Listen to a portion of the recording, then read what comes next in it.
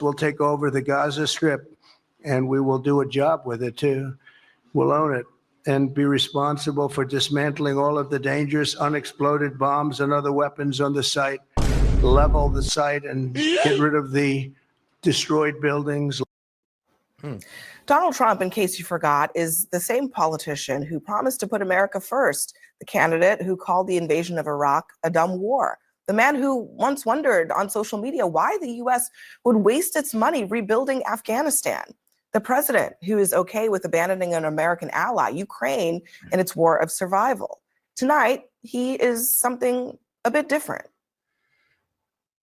You are talking tonight about the United States taking over a sovereign. I mean, there's a huge difference between Ukraine and Israel. I mean, Israel can easily defeat Hamas, but Ukraine can never defeat Russia. So there's a big difference there. Territory. What authority would allow you to do that? Are you talking about a permanent occupation there?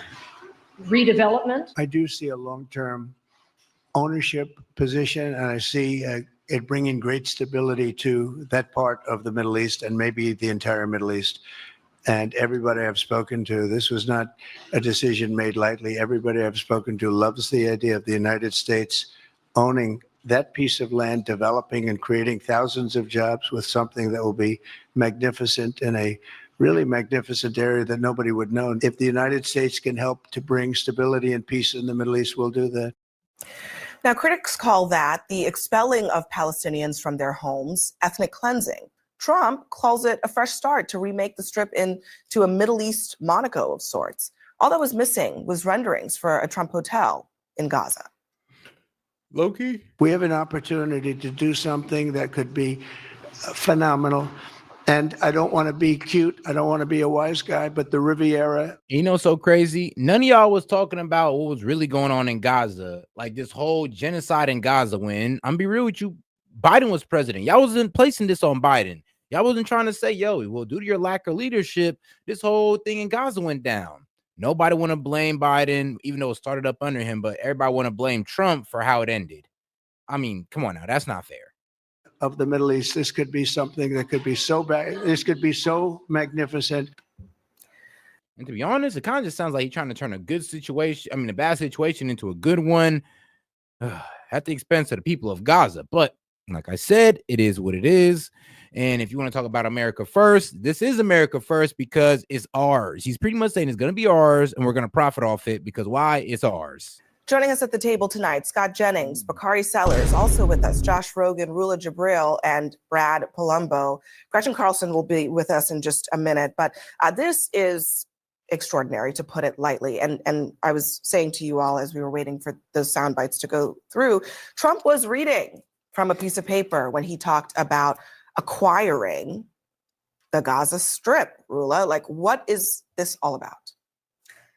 I mean, clearly there's now, it's an official foreign policy of the United States, the illegal occupation of a sovereign land, ethnic cleansing, which constitute on both counts, crimes against humanity. I mean, maybe Donald Trump doesn't remember, but July this year, the International Court of Justice actually talked about Gaza and issued an order. And in the order says that Gaza is still occupied, that occupation is illegal, that Israel needs to end the occupation both of the West Bank and in Gaza. By the way, the other piece, he said he will decide on the West Bank next week, which means we don't know next week if he will allow Israel to annex it or not. I mean, in 30 years, I've been covering foreign policy. I never seen a incoherent, lunatic proposition as such. He just put a target on every serviceman back tonight because the region is on fire already and he's setting the whole region further on fire. This feels, honestly, Josh, like the effective end of any hope that there will be a two-state solution. I mean, this feels like the end of it. For him to say that at the podium, it's not off the cuff, it's planned, it's part of a foreign policy strategy of this administration. Right, I agree with everything you said. And I think to have the president of the United States advocating for ethnic cleansing is horrendous and unprecedented and deserves its own hearing. It also, to me, reveals a deep ignorance of the situation in the Middle East on the part of the president of the United States, because the plan that he articulated doesn't match any reality in the region. It has no chance of actually happening because none of the Arab states are going to take 2 million people, and they're not going to leave anyway. And there's no mechanism to actually get them out if they wanted to leave, which they don't. And so the whole idea is based in a fundamental misunderstanding of what's going on in the region. So we've sacrificed our moral authority as a nation for nothing, for no tangible benefit, and undermined the ceasefire and the peace deal that Trump says that he wants, undermining his own policy in the process. So it's really a triple lose, lose, lose scenario where Trump has undermined his own policy, he's undermined American standing in the world, and he's tossed 2 million people. I mean, bro, undermine America's standing in the world. How? How did he undermine our standing in the world with this whole Gaza situation when it's all popped up under Biden? If anything undermined our standing in the world, it'd have been Biden.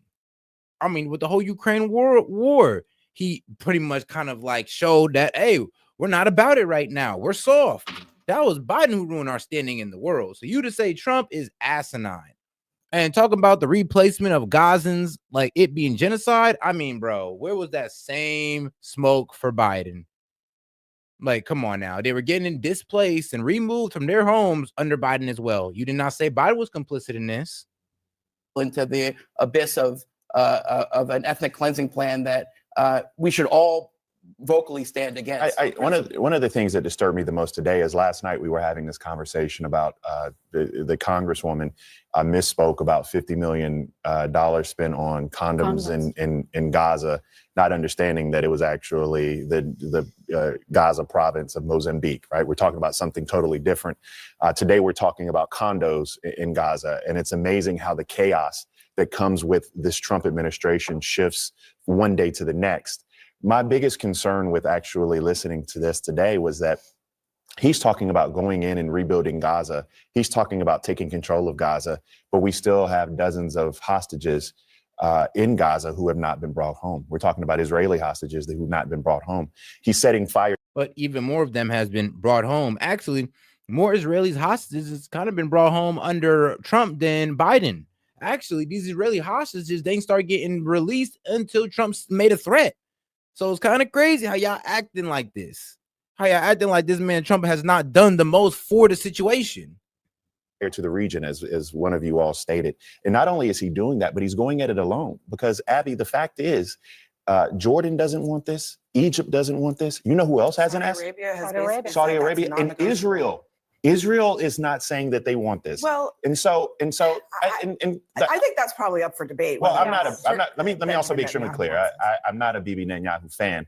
However, this is not a position. The United States annexing Gaza is not a position that's held by the Israeli government. I mean, that's a fact. So if you're going into this region where you don't have the support of Saudi Arabia, you don't have the support of Jordan, you don't have the support of Egypt, and you don't have the support of, well, regardless, then it seems as if this is misguided. And the last thing I'll say politically, these people, the American public voted to bring troops home.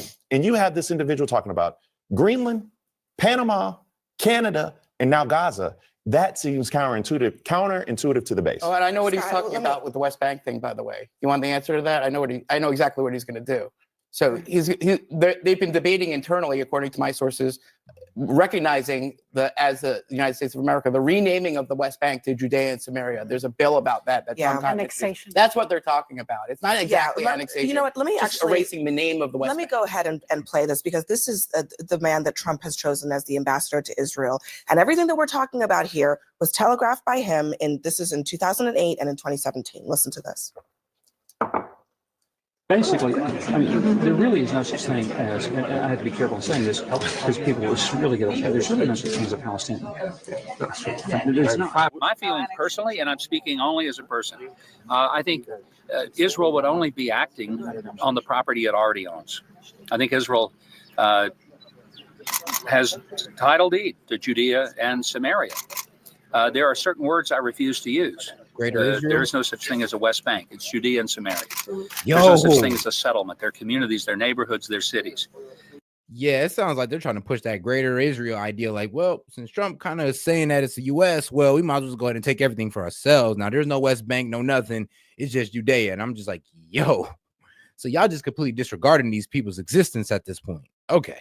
There's no such thing as an occupation. This is illegal. I didn't mean this to is interrupt. illegal. This is what he just said. That is a violation of every international law. It's a violation of every convention that the United States, by the. But here's the thing, though, sweetheart. When they was breaking these laws, when the ICC was pretty much calling this a genocide, when all these people were coming down, none of y'all said that about Biden. None of y'all said, oh, I don't like how Biden is letting this genocide go down. I don't like how Biden's still sending aid to Israel, letting this go down. It's like, y'all can't talk, bro. Like, Democrats, shut the fuck up. You cannot talk no more. This was going on since 2023, and now y'all want to talk? Like, nah, shut all that up. Palestinians was dying on day one under Biden. Palestinians were being displaced under day one under Biden. Now that Trump's in office and he stopped the killing of these people, now y'all want to talk? Sit y'all asses down. The way was part of. It's a violation of Human every, decency. but also every UN resolution. It's a violation of International Court of Justice and International Criminal Court resolutions. What they are saying. Yeah, but when he was breaking these laws under Biden, y'all didn't call it out. Y'all didn't get mad at Biden for saying, oh, why aren't you going after this criminal who's a genocide, who's committing genocide? And we fund them. Biden, why don't you pull their coattails like we're asking Trump to? Saying tonight to the world and to the international community, international law is dead. As It's Scott, dead. is international law dead? Because I think Rula is right in suggesting that that's basically what Trump is suggesting, forcibly removing Palestinians from their land is against international law. I think we're being a little dramatic and we're on our jump to conclusions, Matt, here a little bit. He muses occasionally. Taking him at his word. He muses occasionally. Look, Scott, and just to be clear, it's because you're provocative. suggesting that we are making this up or No, I'm not suggesting exaggerating anything. it. No, you're putting words in my mouth. Well, I'm I'm just saying saying you and I both know he muses occasionally and he's aspirational and he says provocative things Scott, occasionally. I really don't want to interrupt you, but I just to my own, I think I have to come to my own defense here in saying Donald Trump, with his own words, said this is what he wants to do. He wasn't musing. He was looking down at a piece of paper. I've been in a room with him, just like that, with foreign leaders, looking down at a piece of paper. He is reading a statement that was prepared for him. Those are not me. I mean, whoa. So when Kamala Harris was reading the teleprompter, when Joe Biden was looking down reading his notes, y'all had nothing to say. Oh man, they kill me. They kill me with selective outrage. Well, also, Scott, what happened to America first? So I this think is the guy who was supposed to. This is America first. We're adding new land. We're adding new real estate that we can make money on and add to our economy. Yes, that is America first. You may not like it. I definitely don't like it, how we're obtaining this land. I don't. But you can't say it's not America first if we can profit off it, if we can use it as prime real estate. I mean, you can't say it's not America first, and you can't say it won't add to America's value. To take us out of the endless wars, said he's against nation building. He railed against I am. I know. Playing the role of Catherine tonight. Brad. Are you for the ethnic cleansing or against it? Look, I don't You're know not for it? I don't You're know not that I against agree it? with the terminology you're Go using. ahead. Yeah, Here's me what I neither. think. Yeah, that's what I'm saying. The terminology y'all using for this is sick. Oh, do you agree with the ethnic cleansing? I'm like, first off, the man just stopped the ethnic cleansing of these people, the real ethnic cleansing, because I'd rather be displaced than slaughtered relentlessly. Okay? Last time I checked, when you're going through a genocide, your people is being slaughtered relentlessly, not being displaced. Because I'm damn sure you'd rather be kicked out your home than your whole family killed. Like, let's go ahead and let's stop acting like kids about this. Like, let's stop acting like, oh, they're being genocided by being displaced. No, they're not. Last time I checked, what was going on during Rafah was genocide, which was actual genocide. We're telling you to go to a certain place and we bomb the hell out of you. That's it. And that happened under Biden. Y'all ain't say shit about it. It's provocative. It's an interesting conversation point. Donald Trump, he's the only person in the world speaking positively about this particular geography right now. And I will just say that That's called in the first term, he did something rather audacious with the Abraham Accords, highly successful. He's always thought positively and aspirationally about the Middle East. And I would just ask all of you all who are enraged about this, how's it going right now? How's the current management doing? Not really all that well. To answer you, and thanks Terrible. because That's terrible. because of Americans' weapons and American inability to enforce. You're blaming United- us for the Yes. management Well, problems Hamas in wasn't- Gaza? Come It's on. a Wasn't court- doing a great job before. Okay, let's be honest. We have a 58-year-old occupation that is illegal, that decimated people's hopes and lives, and I am the only Palestinian. Great, 50 years. Now, why don't you blame every other president? Why don't you blame the president who was when 1948 when they took over Palestine? Why don't you blame that guy? I mean, 1976. Why don't you blame that guy? I mean, there's plenty of problems that's been going on in Gaza. I mean, in Israel and Gaza, this whole like conflict has been going on for a while now. Why are y'all choosing now to call Trump? Like he's saying, oh, he's perpetuating genocide. Like what? Yeah, you're right. 58 years. My man just pulled up for the last like 2. In here, and I must say that it honestly, the fact that we are not able to put in perspective that's the history of that region. Before October 7th, hundreds of people were killed. After October 7th, still thousands and thousands of people are getting killed. And what happened on for that day? 58 years. What happened on that day? You know what? What happened on that day? Actually, Secret Service of Israel had been predicted what happened on that day. What happened on that day is we had basically, a border that was, breached because we have a government in Israel, and as I am an Israeli-Palestinian government, we had a government in Israel that favored annexation and pogroms in the West Bank. Hold on, I would look at her and be like, whoa. I mean, you're pro-Israel, but you're pro-Palestinian? Like, I'm a bit confused on that. So I'm a bit confused on her position when she says, well, hold on. So doesn't that mean you're okay with this? You should be okay with this. What if Israel gets Gaza and you're an Israel-Palestinian? I mean, and you're okay with Israel, then you should be okay with this. Ask me Not what only happened that day. I want to tell you something. We had a government, we had the prime minister who said Hamas is an asset. We need to finance Hamas. He's the one that sent to Doha, the head of the Secret Service, 3 weeks before October 7th, to ask the Qataris to finance Hamas. But you don't want They to say what happened. considered- You don't want to say what happened that day. It's an atrocity that happened that day. Yeah, But and that where and from atrocity where did is it a emanate? That atrocity is doesn't justify the atrocities and the war crimes and the October 7th is the byproduct of years of conflicts between the Palestinian people and the Israelis. Yes, we know that. Israelis have always had the upper hand in exterminating Palestinians, and they've been doing it for quite a while. Yes, we know that. Now, the way things have happened right here. Now, do we agree with it? No, we don't. Especially if you know the history of Gaza and all that good stuff, or the Palestinians, you're not really going to agree with this unless you're Jewish. So it is kind of crazy that she's here with the position, and if I'm not wrong, with the position that, hey, yo, this is America's fault, and I'm just going like, bro, this is America's fault. This is our president's fault. When I'm just like, bro, this conflict is going on for so long. You can blame way more than just one president. I mean, you can even take this back to Bush if you really want to be honest. genocidal campaign that happened I after totally Scott. reject everything you just said about genocide, war Of course, crimes. but the International Israel has every Criminal right Court to defend does itself. not. I don't want us to get. Not by I don't wanna- committing war I don't crimes. want us to get off course because I think that it is easy to redirect this conversation about October 7th Yeah. when what we're talking about right now is what happens today and tomorrow and what comes next. And I want to ask you just a follow-up to what you said. Hold on. A follow-up to what you said. Trump is talking positively about the region, but in his view of Gaza, the Palestinians do not exist. How is that something that is positive? Trump never said that, or he wouldn't have addressed them. He said, we're going to make sure we take care of the Palestinians. That sounds like recognition of the existence of Palestinians, does it not? For Palestinians, 2 million people that live there right now. Yeah, I mean, he didn't give a lot of details about how he envisions the future for that population, and I certainly am not in a position to flesh it out either, because I don't know what he means by that. Here's what I do know: current management failing, a president of the United States who's speaking positively about what could be happening in that region, and you all talk about the Middle East being on fire, and nobody seems to want to acknowledge on whose watch it was set ablaze. And so I think sometimes he tosses things out. Thank you. While Biden was being a bumbling idiot, yes, the whole Middle East caught on fire with this conflict. So yeah, that's what I'm saying. It's kind of crazy. You can't sit here and blame Trump when the whole fire done started under Biden. And it's to start a conversation. We'll see where it goes. Displacing millions of people From sending U.S.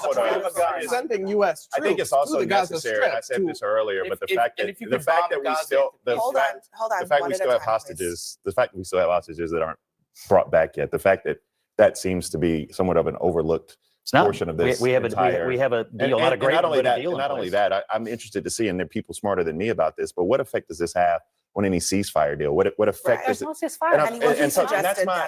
He suggested that it might actually affect it, and he. So that's my point. I mean, if there are people who have, you know, the innocent men, women, and children of Palestinian babies and innocent women and children in their heart and minds at the forefront, then they want a ceasefire. We want a ceasefire. If there are individuals who want the hostages brought home, then they want a ceasefire so those hostages can be brought home. Today makes no sense in actually moving that ball down the field. And what about the American families who don't want their loved ones who serve in our service to go fight another war overseas in the I mean, what are you talking about, bro? Like, the ceasefire is protecting Palestinian lives right now. We're trying to keep it going here, because let the ceasefire stop and Palestinians will start dying on the daily again. Okay, so it's a bit disingenuous to act like this ceasefire did not help the Palestinians. Middle East, that he has no clear. We may not like the results, we may not like how it's coming about, but we can't sit here and deny that is, come on now, like, Palestinians and women and children stop dying momentarily. Vision for him. He talked about you. And shout out Coach Leotard. She says October 7th is a symptom. We need to address the prognosis. A group of people are leveling land because they believe that they are the chosen ones. Yeah, that's it in a nutshell, to be honest with you.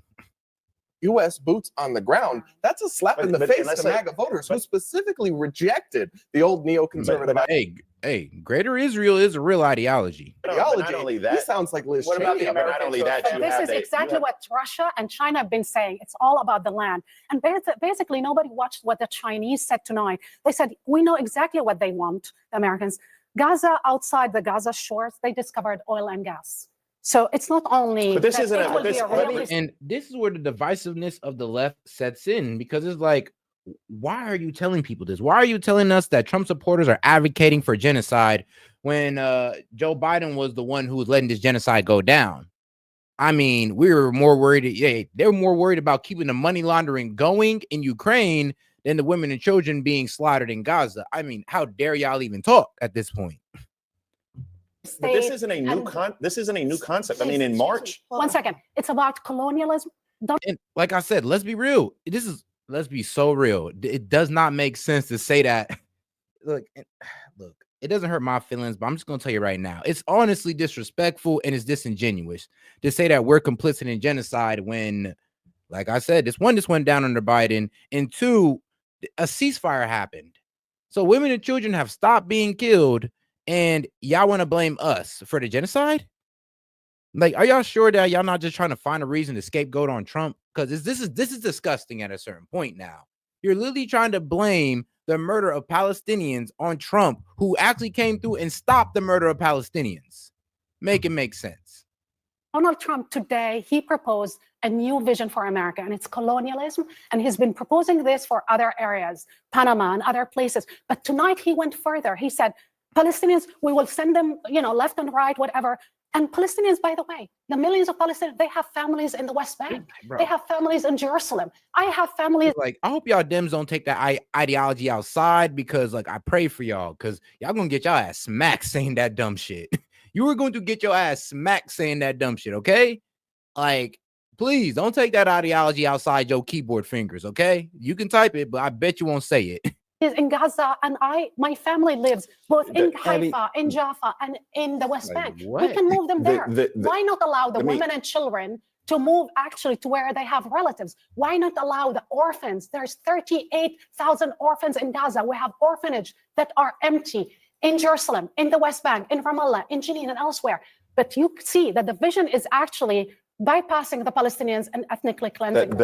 I reject one portion of your statement, which is to say that there was a new vision of colonialism for the United States of America. That I think that's as old as the United States of America. That's not necessarily a new vision. I think the point that she's making is right. No, but I'm also just Trump is doing right now that is about grabbing land. There's no question about it. No question. But I mean, this isn't. I will give her that. Like, there's something very imperialistic about my man Trump right now. It's like, yo, he's threatening Canada. He's looking at Greenland. Man, my man took over the Gulf of America now. And now he's talking about, you know what, Gaza gonna be ours too. I mean, my man been on his imperialist shit so far. Well, he wants to pick up buying Greenland versus invading Gaza is two very different things. Ethnic cleansing versus anything else is different, but colonialism is not something that's new to the United States. It's not new, and that's my only point. But also, can we just point out the fact that like Donald Trump is probably the most honest broker we've had in American politics in recent history, because nothing that he's saying, nothing that he's doing is not something that he didn't tell us he was going to do. Why are people surprised by this? Jared Kushner in March of last year literally said that Gaza would do what? Make great beachfront property. All right, let me play it real quick, and then let me play that by just so that you know he's not making it up. Thank God I won one. In Gaza's waterfront property, it could be very valuable to if people would focus on kind of building up livelihoods. You think about all the money that's gone into this tunnel network and into all the munitions. If that would have gone into education or innovation, what could have been done? And so I think that it's a little bit of an unfortunate situation there. But I think from Israel's perspective, I would do my best to move the people out and then clean it up. We're going to have to hit pause. We will be right back with more on this conversation. Rula Jibril, thank you very much for joining us and bringing that perspective. Everyone else, don't go anywhere. Lots more ahead. Coming up next, more on this explosive development, including whether it threatens the fragile hostage. How does this threaten the deal? Like I said, man, like they really don't know what they're talking about, and they're really trying to frame it as if Trump is just this big villain that perpetuates genocide. And I'm just like, no. The real villain was Joe Biden, and y'all didn't want to call that out. So who are y'all to call out Trump? Put in perspective what many of my Democratic friends have been talking about today. They're very, very... Shout out to my man, Senator Kennedy of Louisiana.